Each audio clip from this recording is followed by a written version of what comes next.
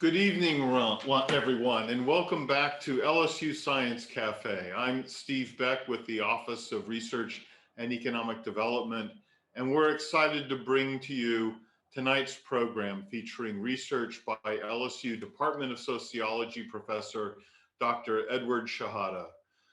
Live closed captioning for this event is available. Click the live transcript button at the bottom of your screen. Despite our physical distance, our goal is to continue to build a strong, informed community by providing access to reliable information, new ideas, and cutting-edge research, scholarship, and creativity from faculty experts and researchers in fields across the university. Tonight's event is brought to you in partnership with local public radio station WRKF. WRKF has a new climate change podcast called Life Raft that is airing at 7:30 p.m. every night this week on 89.3 FM and is also available for download. We encourage you to listen. Tonight, WRKF will be giving away one stainless steel NPR Science Friday beverage tumbler to one lucky audience member tonight. To enter the drawing, click on the link in the chat box and fill out the Google form with your contact information. We will announce a winner at the end of tonight's webinar. Also, please be aware that this online event is being recorded. It will be available with the transcription from the LSU Research website within the next few days. And now, without further ado, I'd like to introduce you to tonight's speaker, LSU Department of Sociology professor Edward Shihadeh, a mathematical demographer who has applied his expertise to develop life-changing tools that identify offenders' risks and needs, which are being used by the Louisiana Department of Corrections to lower recidivism and the prison overpopulation problem. About tonight's speaker, Dr. Shihadeh is a distinguished faculty member and Rainmaker scholar. He has developed an automated offender risk and needs assessment system called Tiger that is now used by all probation, parole, and reentry personnel across the state. He received his PhD from Penn State and joined the LSU faculty in 1992. After his presentation, we'll have a moderated question and answer session. To participate, please use the Q&A button to enter your question. We will be monitoring that section and relaying them to our panelists. And now it's time for Dr. Ed. Ed, how are you? Good to see you. I'm well, thank you, Steve. It's a pleasure to be here. Thank you so much. I want to thank ORED. I want to thank Steve, Holly, Allison, Kristen. I want to thank WRKF for their sponsorship and for Science Cafe for hosting this. And if it's okay, I'll go ahead and share the screen and begin. So, thank you very much. I feel very honored here that you've all joined me tonight and to hear what some of my research. I know we have guests as far away as Canada, Edmonton, Ottawa, Toronto, Seattle, Utah, Las Vegas, Nevada. So welcome everybody, welcome everyone. I want to start out by saying sometimes you don't know if the phone call that you get is worth $1 or $1 million, or in this case, almost $2 million.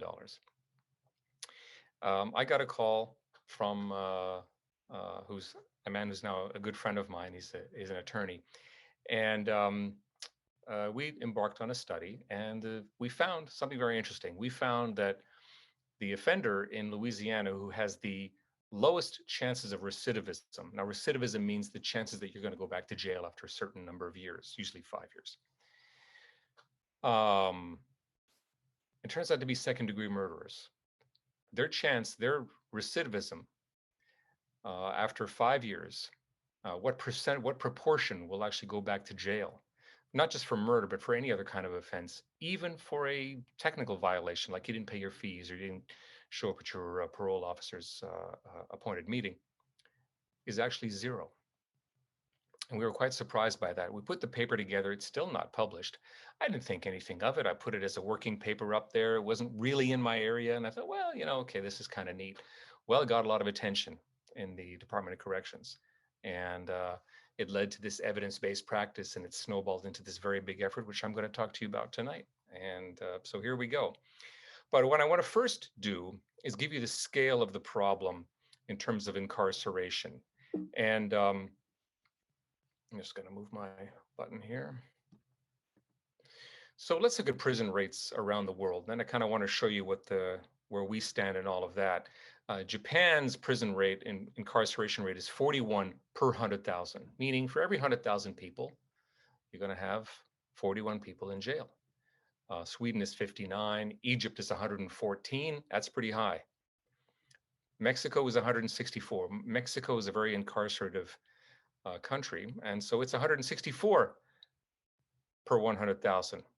Turkey is 288. Don't get caught for anything. Don't get jailed in Turkey. They put people in jail a lot there. It's quite an incarcerative, quite a punitive country. What about the United States? So remember, Turkey was 288. United States, 650.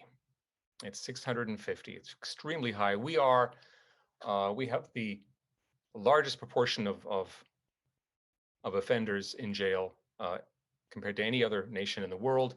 And look at Louisiana, it's over 1,000 per 100,000. It's an absolutely astronomical rate. So that's the scale of the problem that we're looking at here. Louisiana is the most incarcerative state in the union. I know Oklahoma beat us out for a little while, but I think I'm not quite sure where we stand, but I think we're still number one. And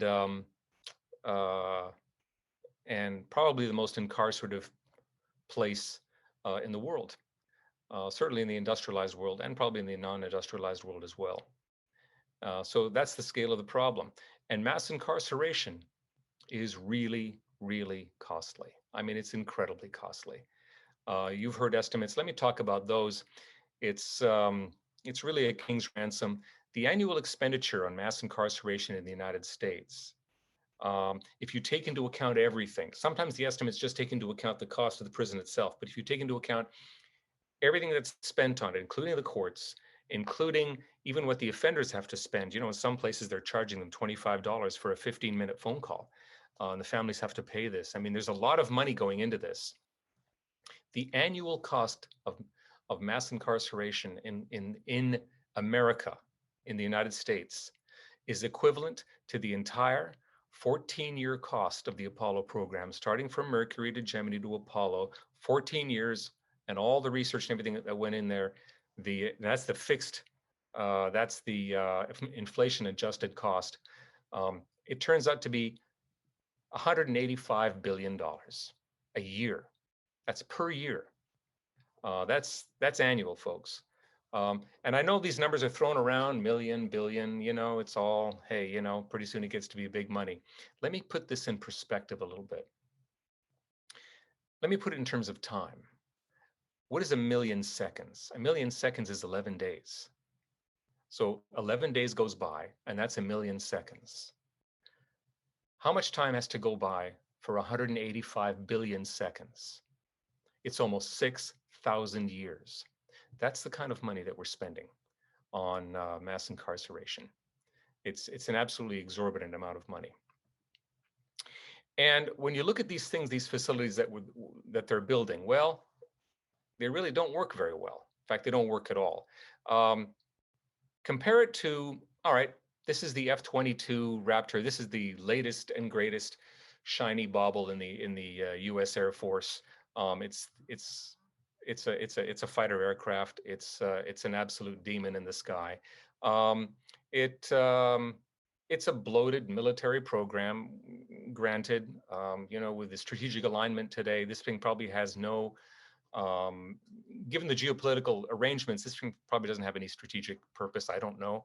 Say what you want about it, but this thing does exactly what it was set out to do. It'll shoot down multiple aircraft simultaneously from hundreds of miles away before those other aircraft know that this thing is even in the sky prowling for them. Going up against this thing in any aircraft in the world is about as effective as throwing your left shoe at it. It's pointless. So say what you want about it, about the program. Sure, it's bloated, it's expensive, but it works. This does not work. That's the bottom line. We're pouring money into this and it doesn't work.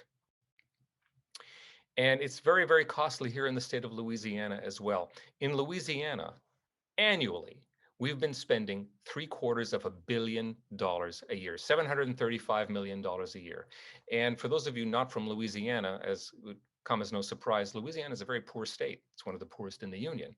We just don't have this kind of money to spend. And it's a humongous expenditure.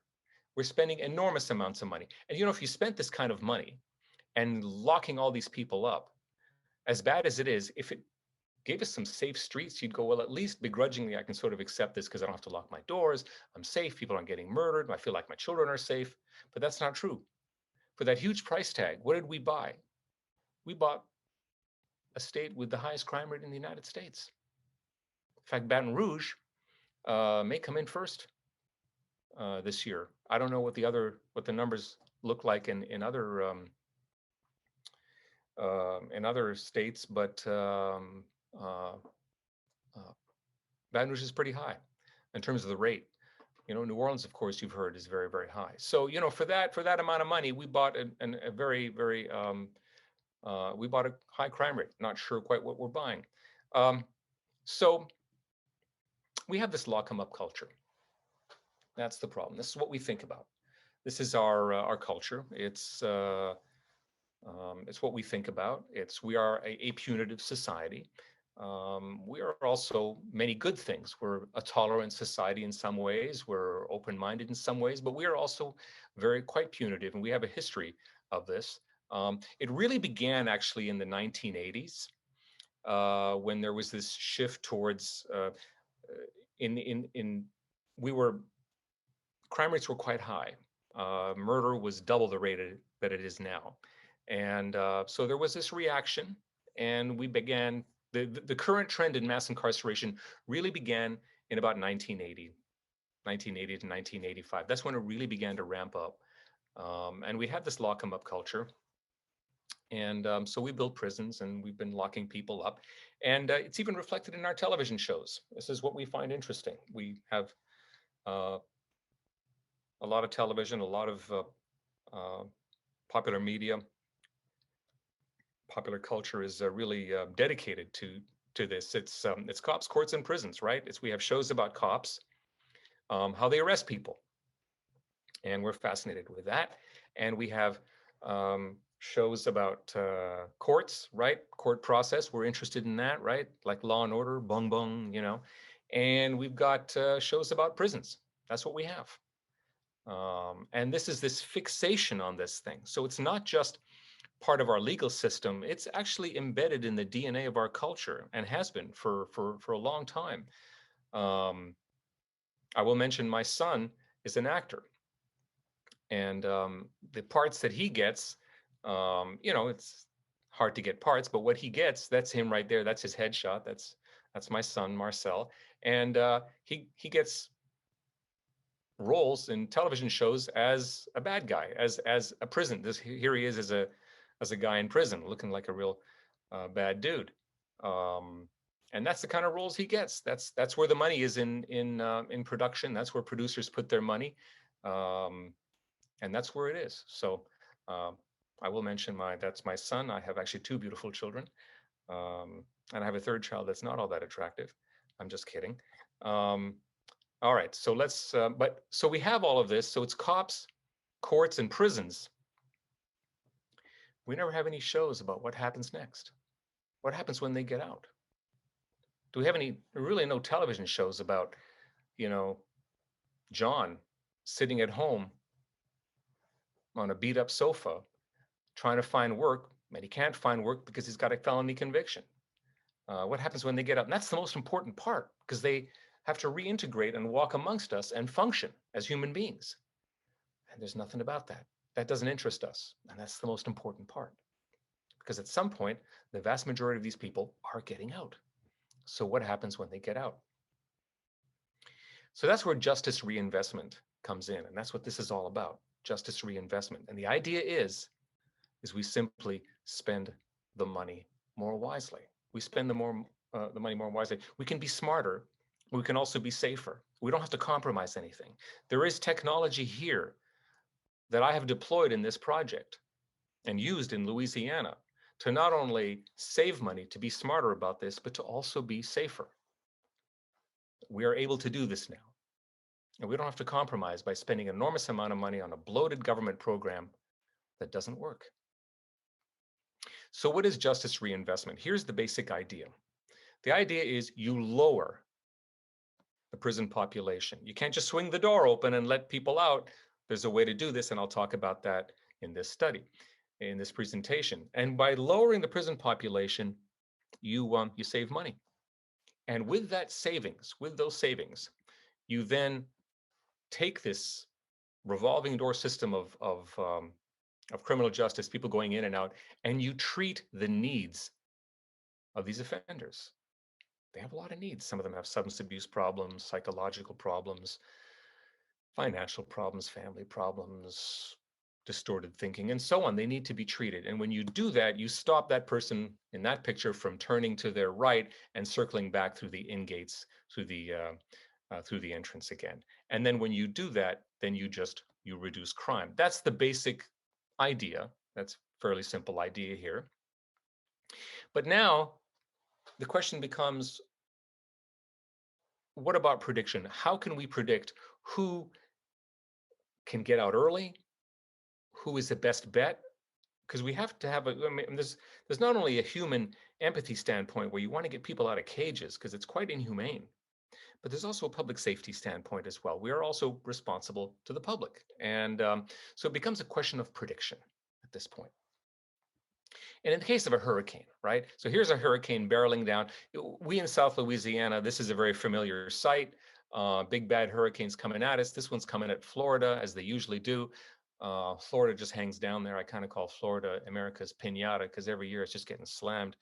It's a nice place, but I don't know if I'd want to live there because of all the hurricanes. But when you're trying to come up with a hurricane response plan, you have to know where the thing's going to land. And when you do that, you're really predicting days in advance.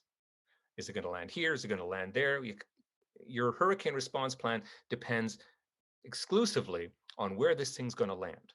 So you're looking at days in advance. I've also done work on predicting student retention with the grateful assistance of administrators at LSU. We predicted each individual student's chances of coming back. Are they going to leave campus or are they not? And when you do that, now you're looking at months in advance. You gotta, if they come in, how are they going to do a month, 8 months from now, 7 months from now, 12 months from now? When you're looking at recidivism and inmates, now you're trying to predict years in advance. That's the technical challenge, because we look at recidivism 3 years, 4 years, typically 5 years down the road. And so it becomes a major technical challenge. So how do we predict criminal risk? See, we're really going to look at two things here. We got to predict risk, and then we got to measure needs, because these people have needs. They're walking amongst us. They need to be treated and helped. But first thing is the risk. How do we predict criminal risk? Before this project, Louisiana had something called LARNA. That stands for the Louisiana Risk Needs Assessment Tool. And it's actually called LARNA 2. They must have had a LARNA 1. And it's basically a 1970s technology risk analysis tool. It's very, very primitive. I mean, we adopted in the 1990s. We're a little behind in adopting it, but it's really a 1970s kind of technology. It's really antiquated by today's standards. It's very limited in accuracy. It's got an accuracy of 62%. So when it tries to predict somebody's risk, we're about 62% accurate. And I would like to remind you that a coin flip is 50-50, is 50%. So it's not super accurate.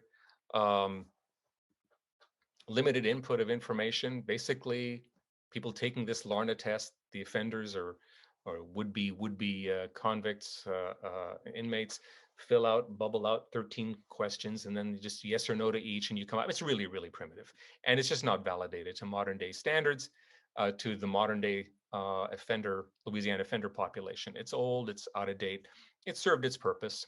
Can't be updated. You can't update this thing. But the big thing about this old tool was it doesn't differentiate risk appropriately.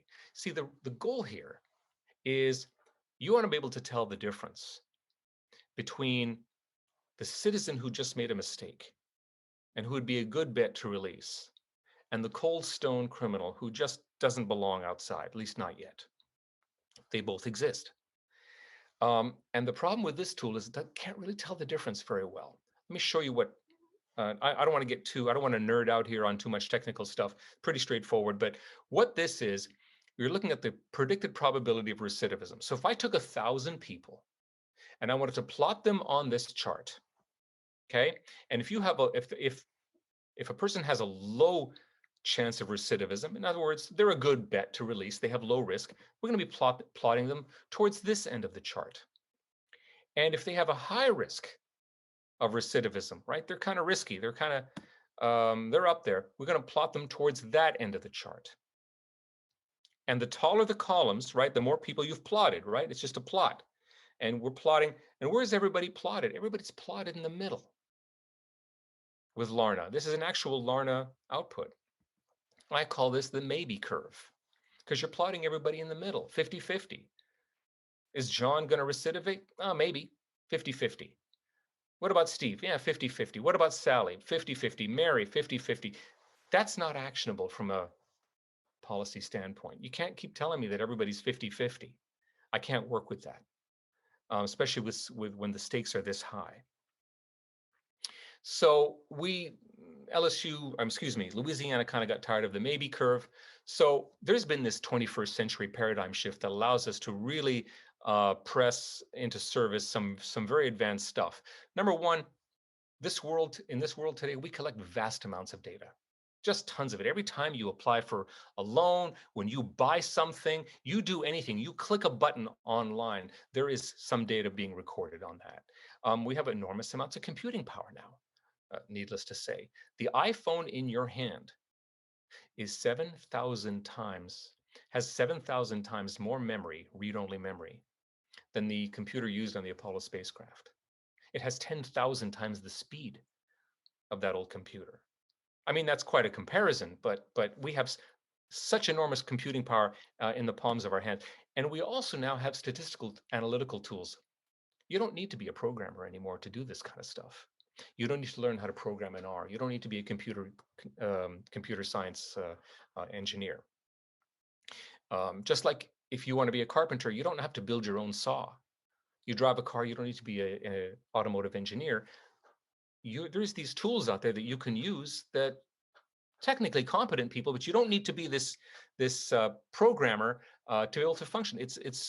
They're relatively easy to use as long as you know what you're doing.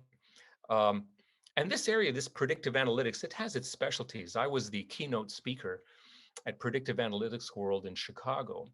And when I visited the conference, it was a big conference in Chicago, lots of people there. There's these specialties.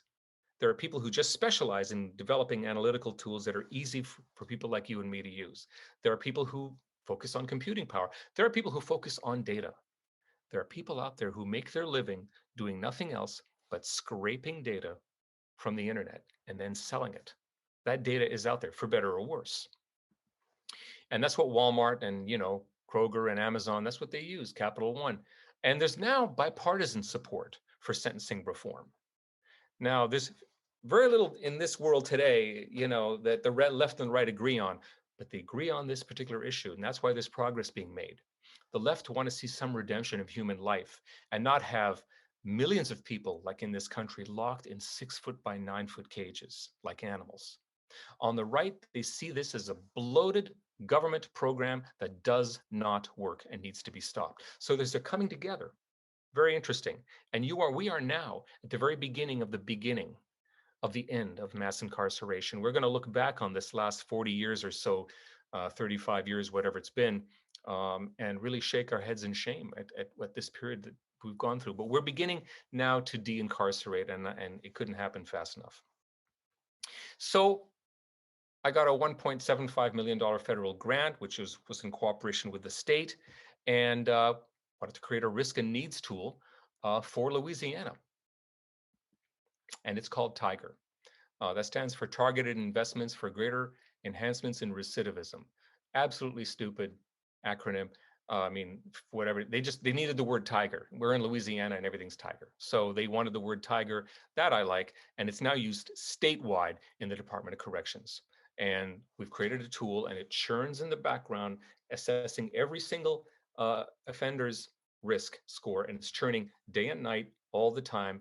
And if they take another class or something happens, that score gets updated up and down. So it's happening all the time. And it's now a part of the institutional part of the Department of Corrections. I've used this big data approach elsewhere. I used it to help with student retention at LSU, Alexandria. I did it at the University of South Alabama.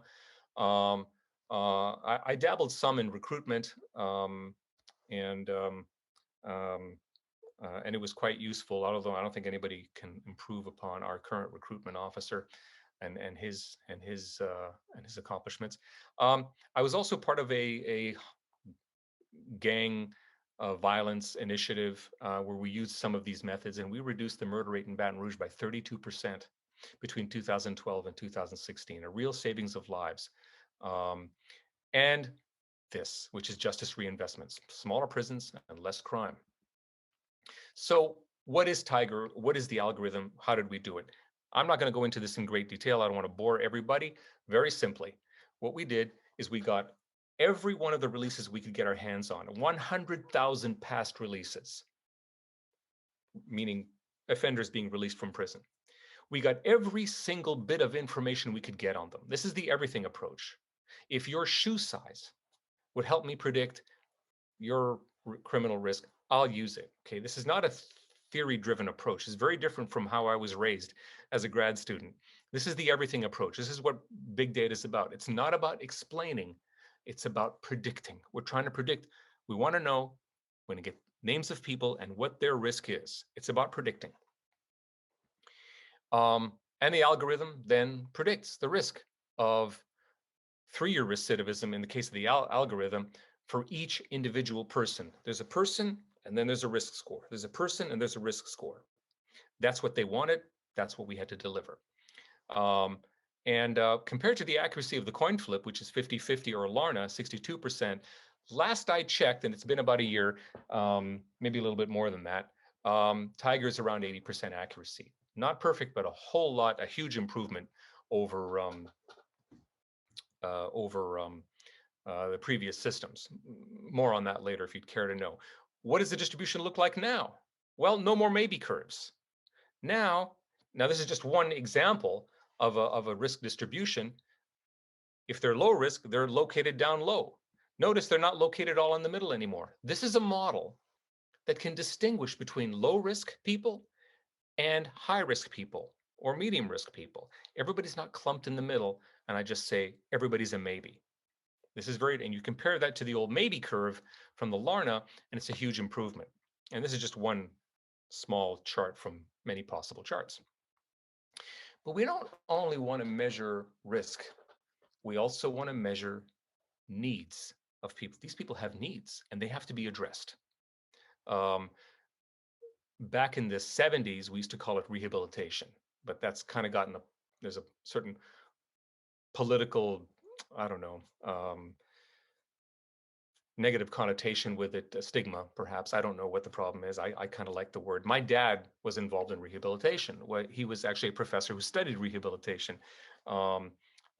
He's not alive to see this, and I wish he was. But so we measure it in terms of needs. And so what are some of the needs that we measure? We created the needs tool, and the needs tool measures things like antisocial thinking. How do you think? Do you think like a criminal? Are you wanting, results first and immediate gratification and lots of other stuff? Antisocial peers are all the people you're hanging out with. Antisocial, do they criminal records? Do they get involved in trouble?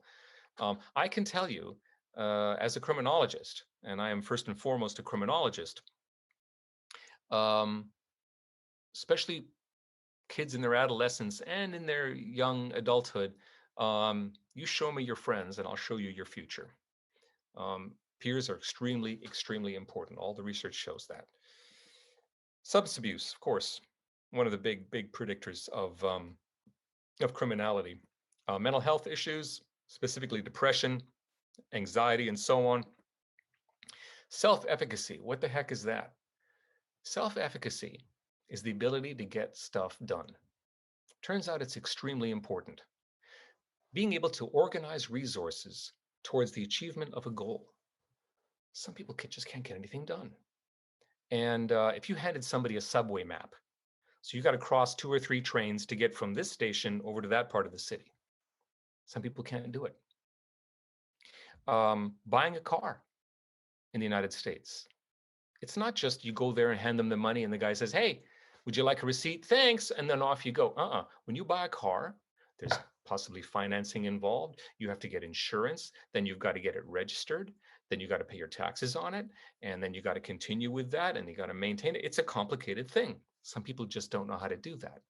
And people with low self-efficacy, being unable to get things done, tend to be crime prone as well. And of course, there's those who suffer from trauma, PTSD. This tool also measures remorse, empathy. People sometimes just don't feel empathy. That is putting yourself in the role of another and understanding the consequences of your actions in terms of somebody else. Motivation. Are you motivated to go do something with your life? Family and parenting. Are you a good parent? Are you a bad parent? Do you have bad family relations? Education, vocation. What is your educational level? Certification, vocational level. Financial stability is another one. Employment, not just whether you are employed, but how much exposure and experience do you have in the labor market? Do you know how to apply for a job? Do you know what a resume looks like? Do you know how to do it? Do you know how to get a job? Do you know how to quit a job? Do you know how to go on and get another job? Transportation, do you have a driver's license? Can you get around? Lots of people don't have a driver's license. They can't get around. They don't have a car. They don't have an experience with it. What's your criminal history? And are you violence prone? So we created this needs tool. And again, I don't want to nerd out here, so I'll just do this very, very quickly. But the needs tool was somewhat less of a technical struggle than the risk tool. But for those who may already be familiar with it, but what we did is we did an audit of all the needs questions that were ever asked. 750 questions, we gathered them from all corners of the globe. And then we put them all together. And of course, we went through them and got rid of the duplicates. And we got rid of some because of poor wording, or maybe they're out of date. And then what we did is a statistical tool. It's very, very simple. Many of you here probably used it, but it's just a factor analysis with an orthogonal rotation, because we wanted to make sure that when you ask somebody a question about their needs, that it happens to be measuring one specific need. You don't want questions straddling 2 or 3 needs. So statistically, there's a way to partial that out. So you're asking about one specific need. So we'll end up with, say, 16 questions that absolutely measure substance abuse and are not indirectly measuring depression or something else. We want them to load on very specific, what we call the domains. I've listed the domains here on the screen. All right, that's all I want to say about that. But it's quite useful.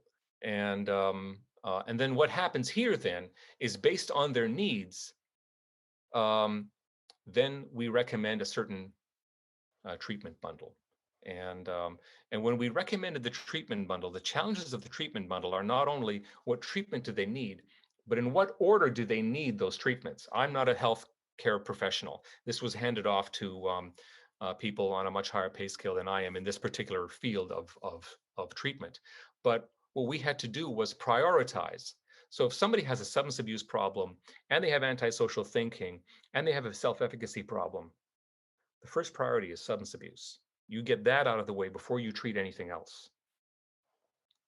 And the money is now being used for these things.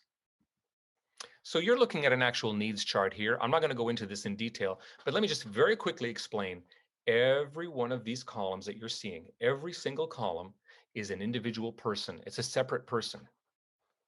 And the height of those columns right here, this height of the column, that is, the taller the column, the more needs they have. So you can quickly compare to other clients, to other patients.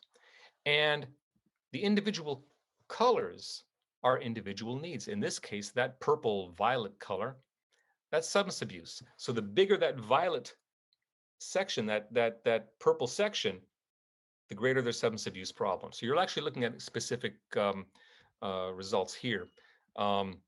So the idea is here is to be smarter and safer, and you reduce incarceration and you save money. You then use that money to address the needs that these people have, to keep them out of prison.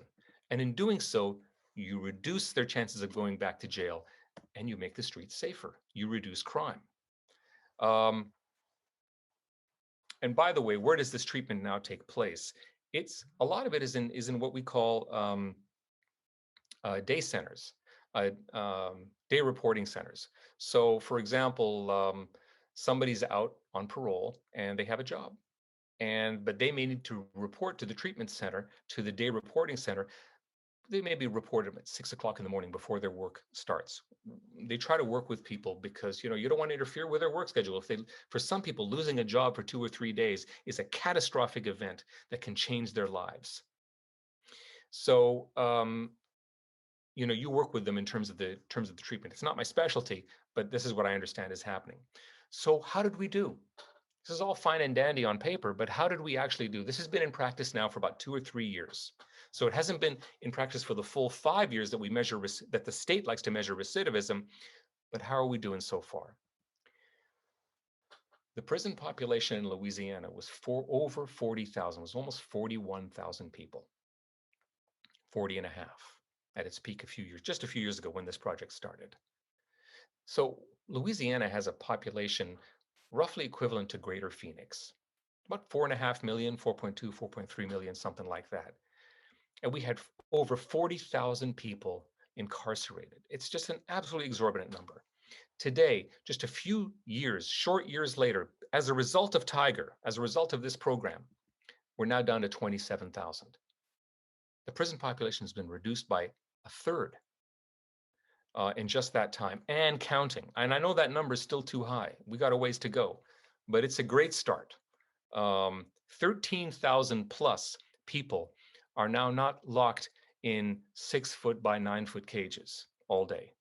They are now home and have a chance to, at least to some degree, redeem their lives. What was recidivism? What is recidivism like now? Recidivism is the chances that you're going to go back to jail.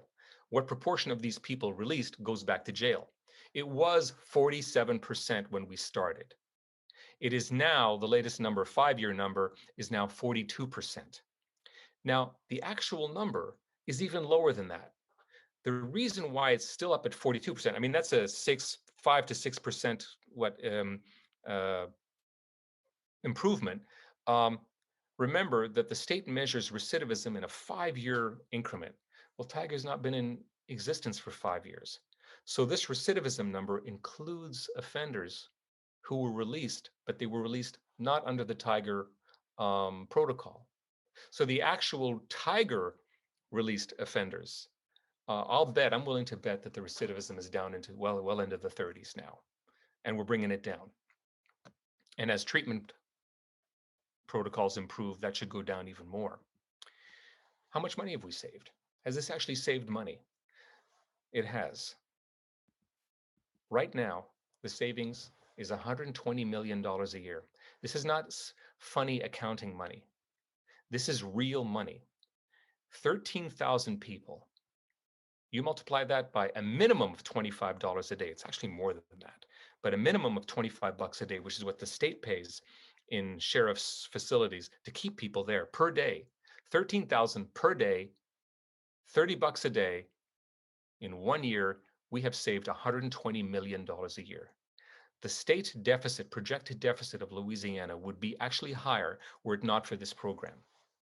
To put that in perspective, that $120 million, that's about half, a little less than half the operating budget of the Louisiana Workforce Commission. Those are the folks that hand out unemployment benefits to everybody. This is $120 million is roughly equivalent to what the state spends overall on healthcare on its citizens, regardless of whether they're offenders or not. So if anybody asks if LSU's done some good in the community, we have 13,000 people who are redeemed, and we have 120 million reasons a year. It's been a real savings. It really is a better brand of public safety. If the rest of the country could do what we did here, and some parts are working on it, but if they could do what we did here, almost 1 million people would be back home, and the savings would be in the billions and billions and billions, to quote Carl Sagan. It would be literally billions of dollars in savings. So this is what de-incarceration looks like. It ain't perfect, but this is what it's looking like. What can you do to help? One of the main things that you can do is, at election time, ask candidates one very simple question. Excuse me, sir or ma'am, what is your position on criminal justice reform? That's the question you should be asking. Excuse me, what is your position on criminal justice reform? And listen to the answer very carefully.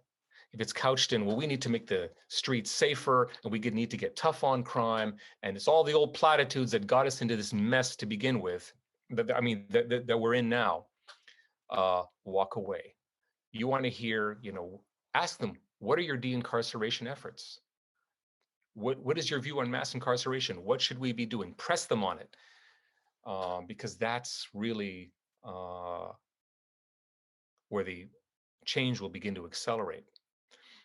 And locally, if you'd like to look into some interesting initiatives, there's one called the Parole Project, and it's a local project, the Parole Project, and it's run by, well, my partner in this particular project, Keith Nordyke and Andrew Hundley, and they help offenders get parole, so they can get them back on the outside and redeem their lives and help them get jobs and so on. It's called the Parole Project. And I think you'd find it very, very interesting.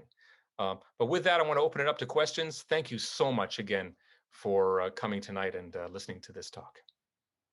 I'll now unshare my screen and hand it back over to Steve. Thank you, Ed. That was just an absolutely fantastic presentation and really exciting to see some of the work that you're doing. We have some great questions already, and if you do have a question for tonight's guest, please put it in the Q&A section. If you see your question has already been asked by somebody, go ahead and upvote it so that it will rise to the top, and we'll be sure to get to it. We have some really great questions to start with, but I wanted to start with a question of personal preference, and that is, how did you first become interested? What got you thinking about using your experience as a demographer and in kind of user data science and applying that to criminal risk assessment? How did that association come to you? Well, it was actually with the BRAVE project, the Baton Rouge Area Violence Elimination Project. For those who don't know, that was an anti-gang initiative. And what I found was we academics and policymakers tend to want to know the cause of things. So we do a study, we include variables that are theoretically important, and then we tell people this is what causes crime, or this is what causes people to drop out of school. And what I found out, though, actually, is that good policymakers and people on the ground, they're not really interested in the causes. The causes are important, don't get me wrong. But what I'm used to as an academic is writing a paper, finding out the causes, presenting at a conference, and then go for Thai food afterwards. And hey, I had a great time at the conference. What they want to know is, give me the names of people I can help. And that's where it began, very nascent in that sense. And then I realized there's all this new predictive analytics technology that we could marry these two things together. And that's when it began. That's when it began. And that's what got me interested. And at the same time, the state came to me and said, hey, The parole board is really interested in evidence-based practices. Right now, we're just kind of looking them over and seeing how tidy their hair is, and it's not really working very well. One of the questions that has come up is something that a lot of people have kind of upvoted, and it's something of real concern. And it's something that is of concern anytime you talk about AI and data analysis with respect to race. Mm-hmm. Are there built-in biases not only to our personal systems, into our personal preferences, but into the systems that we build to analyze the data? And Yep. so the question is, how have steps been taken to ensure that Tiger provides equitable outcomes for people of color? Are issues of race considered when analyzing the data? And I think this is something that we're all really concerned about, especially when we rely on when we rely on data science to provide us with with answers to important issues. We want to make sure that those issues, or that the data actually reflects a non-biased view of what's going on, so that we have that kind of the right kind of answer. Right. Yeah, that's a great question. I'll start with AI in general. AI, artificial intelligence, neural network technology, this stuff is, people have asked me overall, and I'm going to get to the race issue in just a moment, isn't it dangerous? Yeah, you bet it is. Any powerful tool is really, really dangerous. It's potentially dangerous because these tools are really, really powerful. I mean, we say it in half joking, but Amazon can know when you're pregnant even before you do, just based on your buying patterns. Um, we're entering in a whole new brave world here, brave new world, and it's a dangerous one. And privacy is extremely important. I don't even think there are all the protocols in place that we have to have in order to ensure privacy and to ensure justice.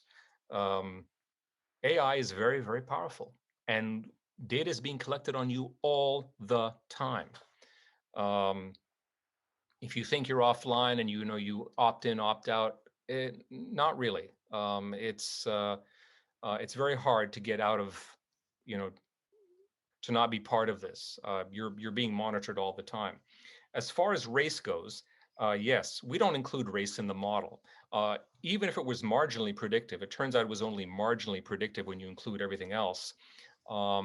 Because it's the political contours of including race was problematic.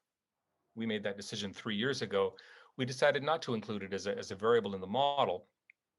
But that doesn't really let me off the hook, because to the extent that other factors, income, this, that, access to employment, to the extent that those things are collinear with race, then race is still in the model. Now,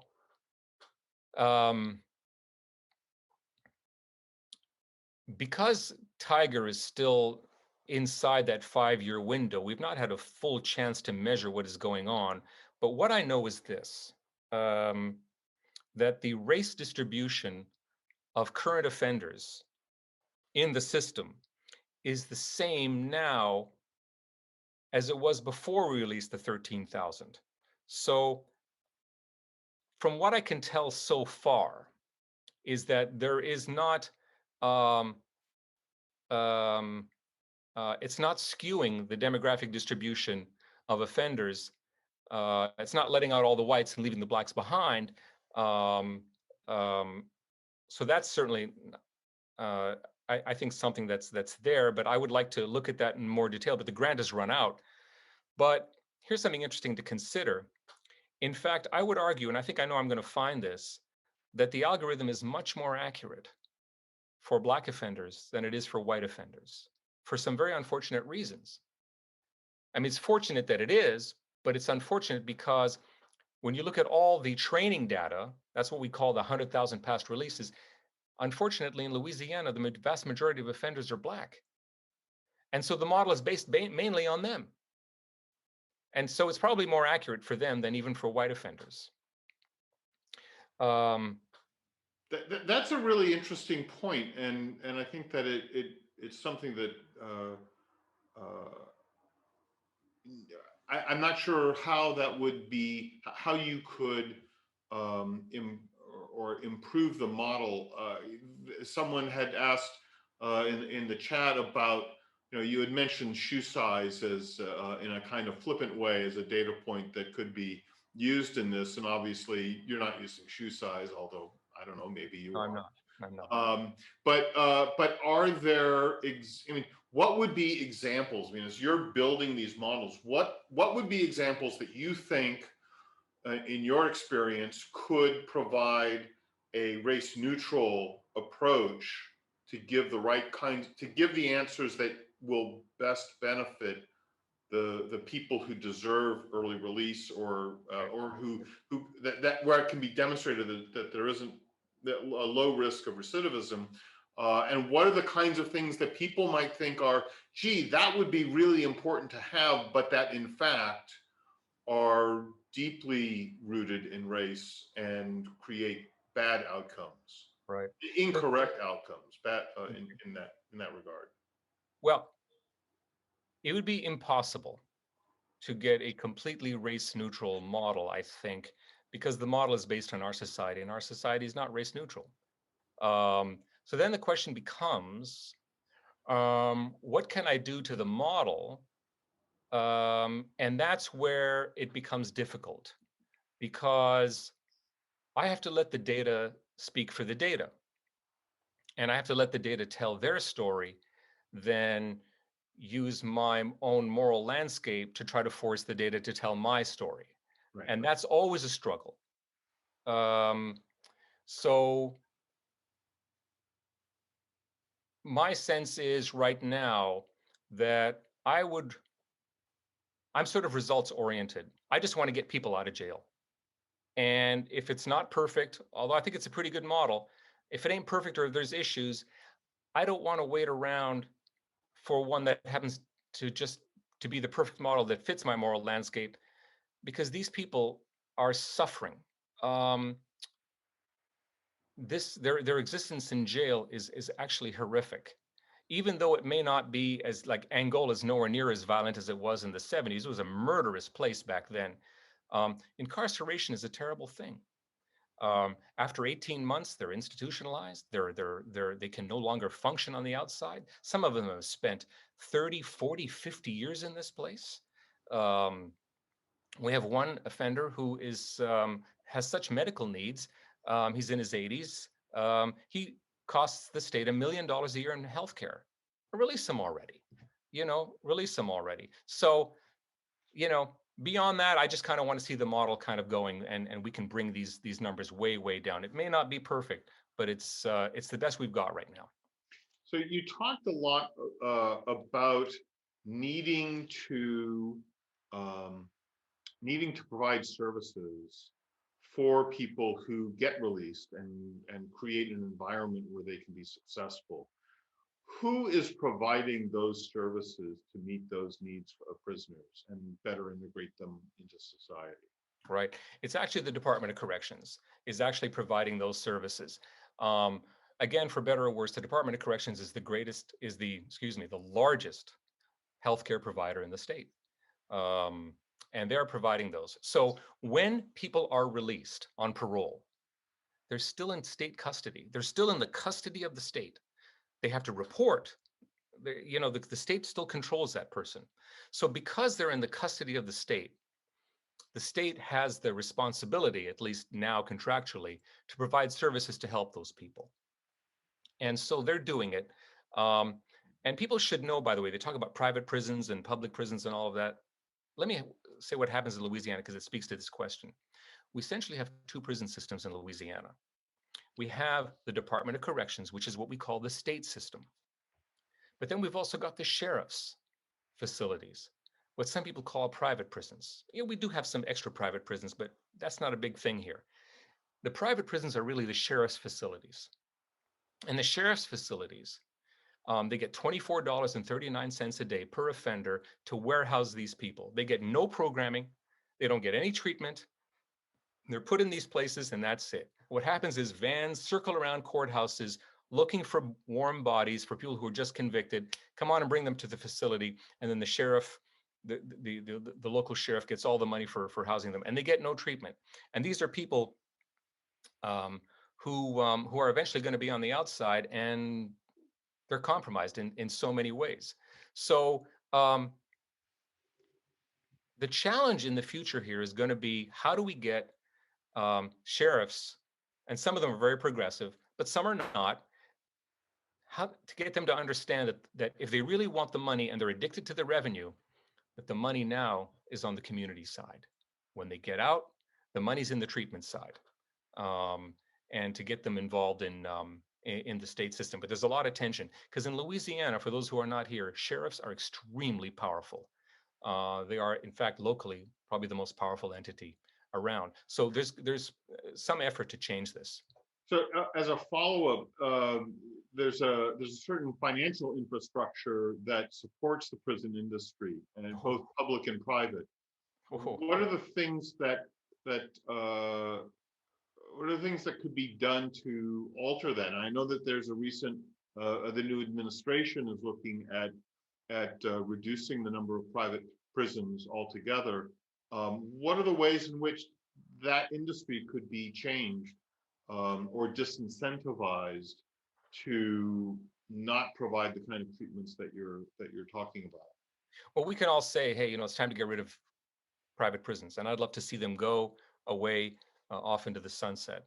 But I think that my own feeling, from a management standpoint, I would say that we would have to get private prisons to pivot from incarceration to treatment. They'll smell the money in treatment. I mean, I know that sounds cynical, but once they smell the money, that the money's in treatment, they'll go to treatment. And if they want to make money treating offenders, well, so be it. It's not perfect, but it's a lot better than making money from just warehousing people in cages. So it's not just a matter of eliminating. I want to limit the number of private prisons. I mean, that's very nice. It sounds politically wonderful, but we have to find a way to incentivize them to shift away from that, and you have to shift them towards treatment. Right.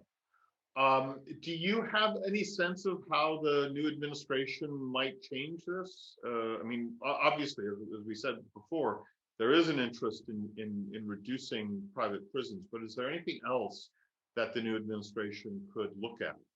It's too early to tell. I'm optimistic, Steve, but it's too early to tell. I know for a fact that they do want to limit private prisons, but the Obama administration, all they want to do is reimpose the limit that was there under the Obama administration, which was good, but no, there's got to be more aggressive action than that.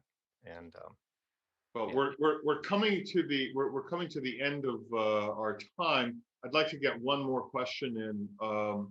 Are there specific talking points that you could recommend to people as they talk to their legislators and their representatives and other persons of influence that can help us advance this approach to prison and prison release?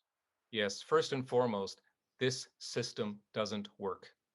When I talk in front of conservative audiences, I have, you have to sometimes, people are concerned about safety and so on, or people are concerned about redeeming human life, whatever the person's, wherever they're coming from.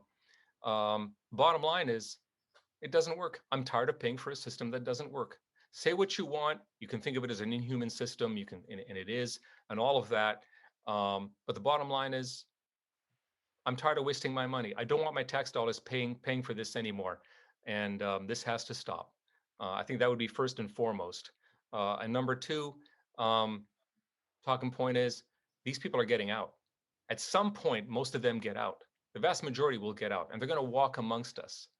And if they're institutionalized and they're all screwed up from incarceration, it makes things even worse. So the bottom line is, there is the technology now, and we've demonstrated in Louisiana that we can be smarter and we can be safer. This is not, old times anymore. This is modern times. We have the technology to do it.